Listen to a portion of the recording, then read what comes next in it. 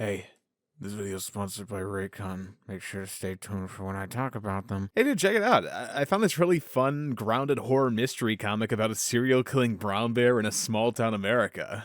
Oh yeah, I've heard of them. They're the one that beat up Lex Luthor recently, right? Yeah, wait, what? If there's one thing I hate more than a sequel to something that obviously didn't need it, it's when something that actually could have had sequels and put in the work to make it sound interesting finally does, only to fumble the entire process. Cause like, I made a video about I Hate Fairyland sequel a while back since it was just so ungodly terrible I felt like I had to talk about it, but hey, at least when it came to that, I could view it through the lens of, well, this was probably never gonna work that well to begin with, since, you know, it's not a new concept in comics. Just look at the sequels to Dark Knight Returns, Civil War, 300, I'm just saying, there's a bit of a precedent when it comes to really unnecessary comic sequels, but when they can actually get you craving a sequel and earnestly hoping there's gonna be more, that's a whole nother story, because then you've suddenly got this horrible thing in your body called expectations. Expectations like, if they teased a sequel at the end, that must mean they figured it out already, and if they had a sequel in mind, it's probably gonna feel like a natural jump, and hey, they must know what they're doing, right? And you'd be in the right to have those expectations, since who would ever tease a sequel to something without having some idea in mind for what they want to do with it?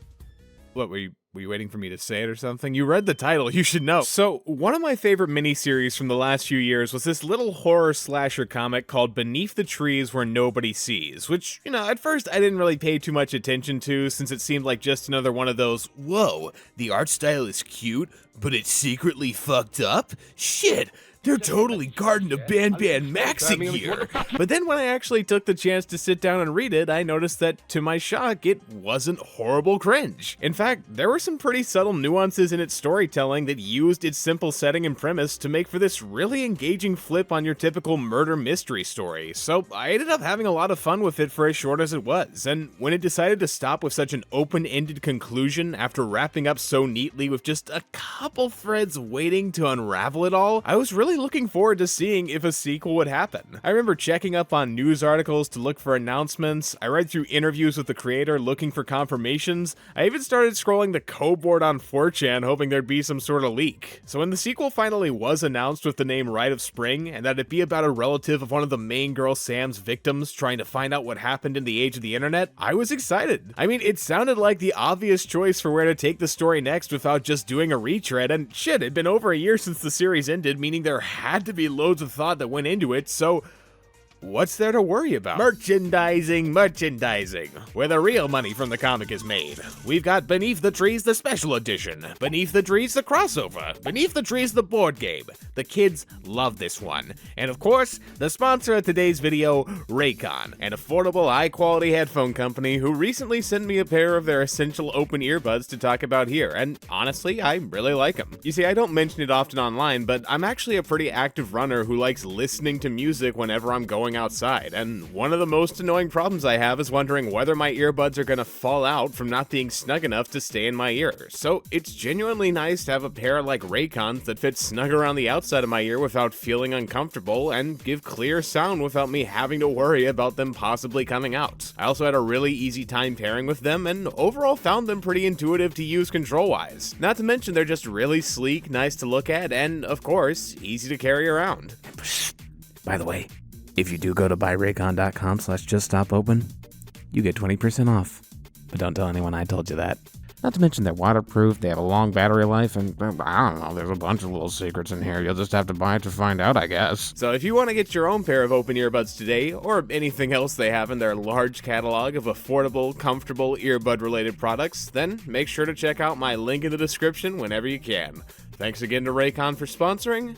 Back to the video. And okay, to clarify, the thing I'm going for with the merchandising idea isn't quite selling out exactly. Like, when the author Patrick Horvath saw his series taking off and was given the chance at a sequel before the first run even finished, I doubt his mindset was something like, yo, it's time to get paid! If anything, that was probably IDW's handling, but I do feel like the way they pounced on its success so fast and were so eager for him to get working on sequels had an effect on the quality of the writing, since the second runs literally just ended with a third one confirmed to be on the way, and I already know I don't want any more from this, which is a tough thing to say because I seriously loved the first run, and I thought it could have had the legs to keep going for another series or even two if it really wanted. But now, I just can't shake the thought that Horvath's never gonna reach the highs of the first series if they're all gonna be at this level of, well, at least what feels like super rushed storytelling that stitches together a bunch of half-finished concepts and passes it off as done, since there just wasn't enough time to flesh out one of them and stick with it. Or who knows, maybe he's not even allowed to tell a full finished arc anymore, so there's always that promise of another one that'll really wrap it up. But no matter the case, whatever the environment is that's having him finish stuff at Rite of Spring's level, it's making him lose track of what made the first run so great to begin with, part of which was its initial focus. Because the first run of Beneath the Trees had a very basic setup, in a good way. It doesn't try to overcomplicate its narrative since it knows what the most interesting part of it is: the psychopathic serial killer trying to cover up her crimes while looking for another killer in the middle of bumfuck nowhere USA.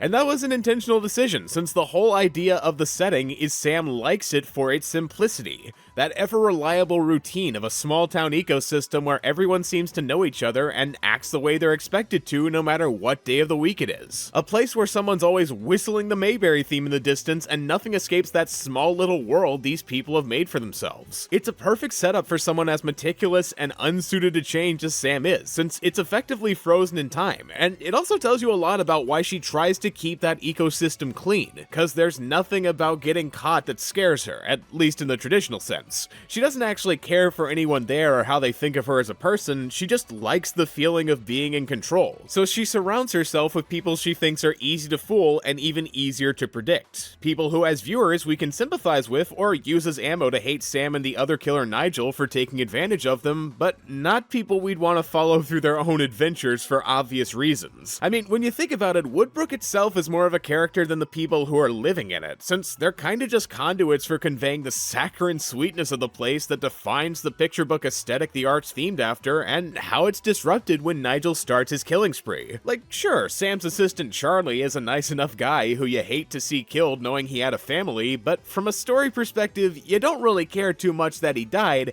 you care that Nigel uses his murder to frame Sam and send her on the run. There was never gonna be that moment where you thought, oh man, I wonder how this will affect Charlie's wife and kids and their developments, because you're not so endeared to him that you care on that sort of level, and why would you? He was literally just a guy. That was his purpose, and he fulfilled it. Good job getting your head split, buddy. Now we can move on. But Horvath seems to think we earnestly did care about the lives of these characters, so in one of Spring's first real big mistakes, it puts just so much attention on catching up with random characters from the first run. There's an arc for Birdie the turtle guy being a recluse with a stay-at-home job and connecting with old folks. There's an arc about Charlie's son being kinda lost with his sister in college and his mom popping pills. The mom gets her own arc about being really grief-stricken over Charlie's death. It's all just so much noise distracting from what should be the main story involving Sam. And what sucks even more is that it tries to echo this commentary about family members of victims dealing with trauma or the world changing in ways not everyone can adapt to.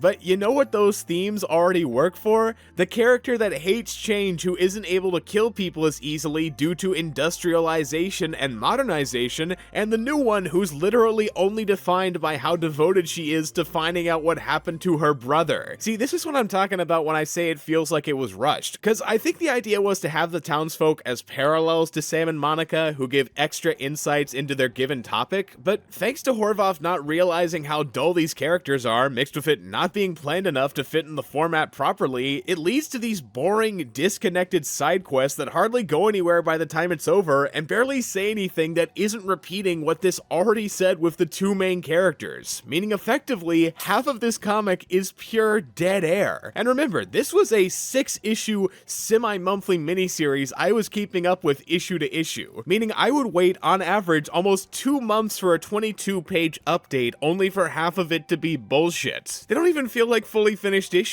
They come off like they were written page to page until Horvath ran out of space and just decided that was the end. There's no cohesion here, which is wild for me to say, since compared to the first run, this thing is fucking packed with dialogue. Not that there's anything wrong with that in of itself, I don't have a problem with dialogue. This video should be proof enough, I just love to yap. But when you look at the first run from any issue, there's so much quiet to emphasize atmosphere or just allow shit to sink in. Whereas here, there's so much talking for no other reason than it's necessary to jam in all this exposition, even though half of it's just regurgitating something we already know. Oh wow, woodland creatures are getting drawn out of their homes by new development plans, and people are losing their lives for the sake of progress? You don't say, Chip the newspaper guy. Man, you're so interesting, I bet they're just gonna kill you off randomly for no fucking reason except to show that things are real. Thanks for wasting my time, and again, I wouldn't even be as mad with it if they could tell a satisfying chunk of story, but even with all this extra shit, they don't feel complete individually, and that's not an unreasonable thing to ask for. Case in point, the first run.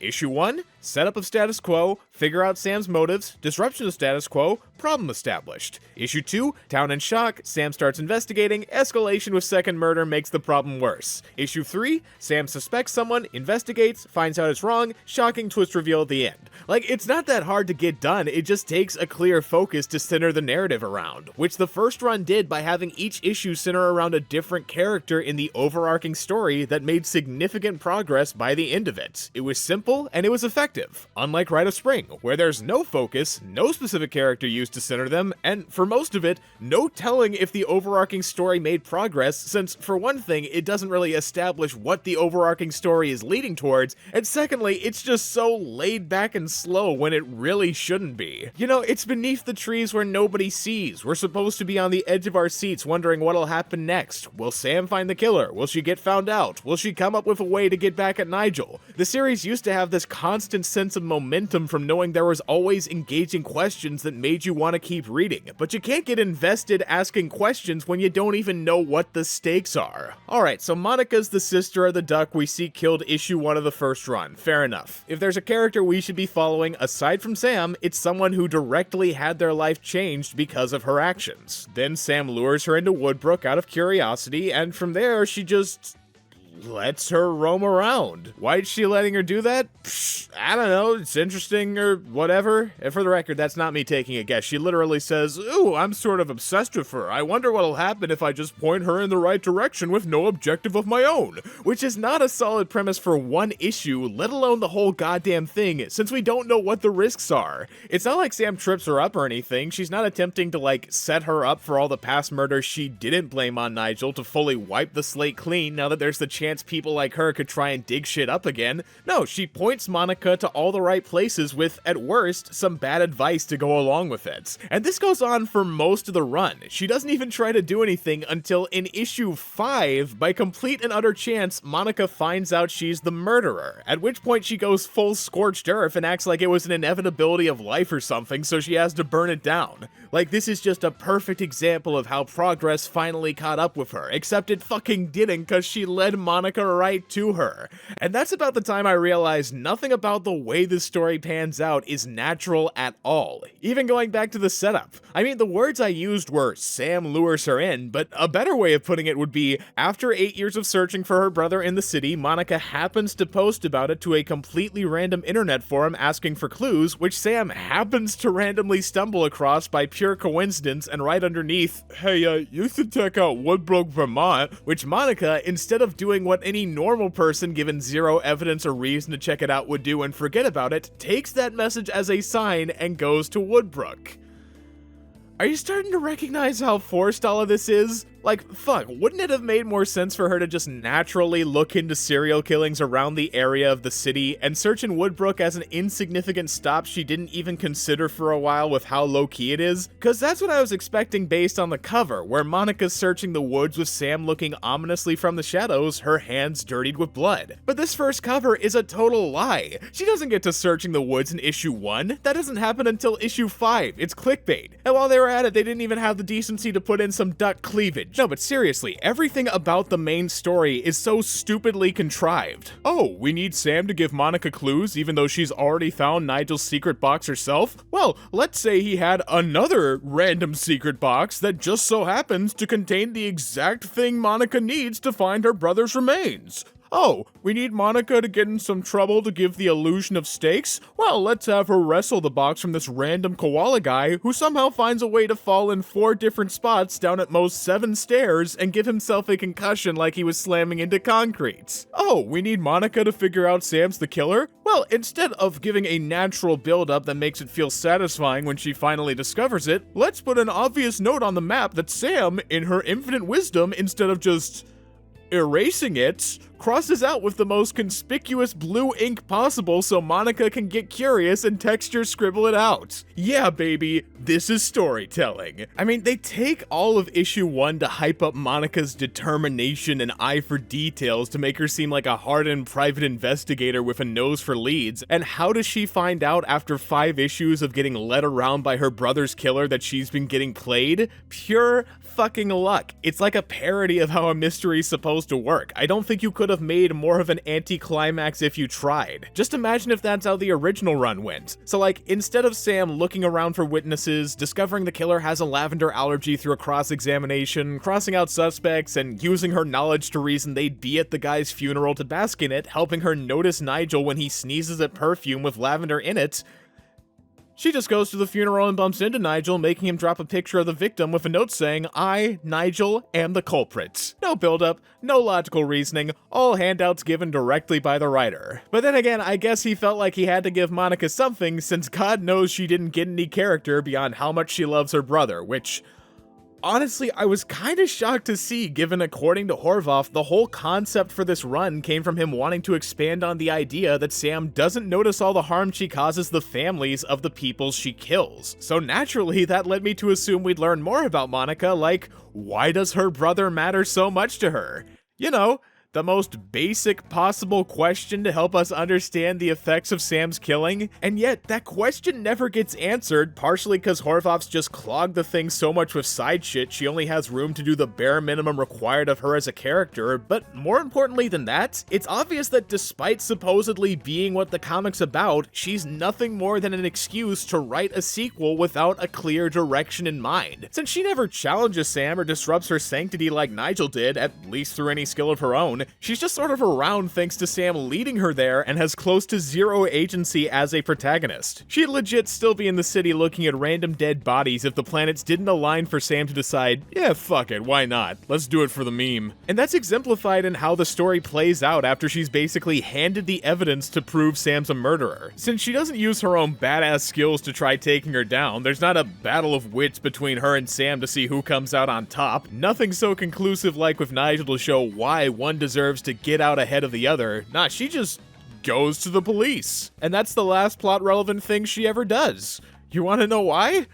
I honestly don't think you do, but in a move that eliminates any of the realistic edge the series used to have that made it so engaging and terrifying, in the most bullshit contrived moment of the entire series, Sam, a now middle-aged woman who had only ever been a serial killer in the past, decides to just turn into John fucking Rambo and shoot the sheriff, kill all his deputies with a security system consisting of trapdoor shotguns, let me repeat that, trapdoor shotguns that without any manual aiming perfectly hit all of them, giving her the chance to tie up Monica in the back as she burns her store down, killing Monica in the process with absolutely zero fanfare or resistance on her part, just finishing her off. And then, I almost don't want to admit this is what happens because it is so stupid, but she sets off timed explosives all over the city to trigger fires that overwhelm the police and give her the room to make a getaway. And she seems to just go on living after that, presumably going totally undetected despite being the most prolific known serial killer slash terrorist in American history since Ted Bundy, Bin Laden, Kaczynski. Do you need a drink? Because I think I need a drink.